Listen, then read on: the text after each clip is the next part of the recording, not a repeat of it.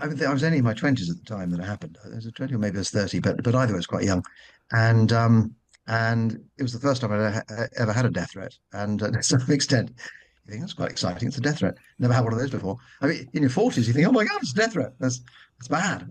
But it was uh, what happened was that I've been working for a big commodity trading company, and I had the Russians in those days. The Russians had the money to buy sugar in the street, but there were no organizations that had enough money to buy a single cargo of sugar. So what we were doing was bringing sugar in from abroad and shipping it into warehouses that we rented, and then allowing it to be released from those warehouses once we've been paid.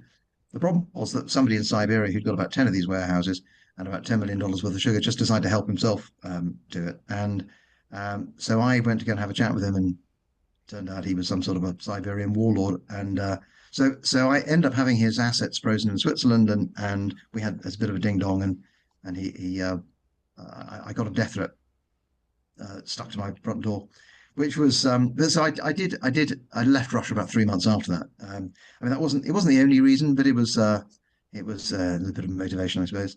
And um,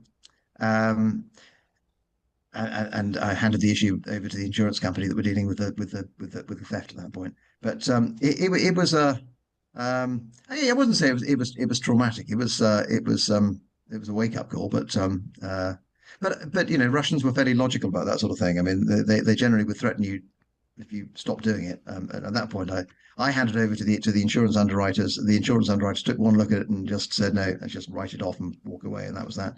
So I don't worry. I haven't walked around worrying that someone's going to blow my car up ever since.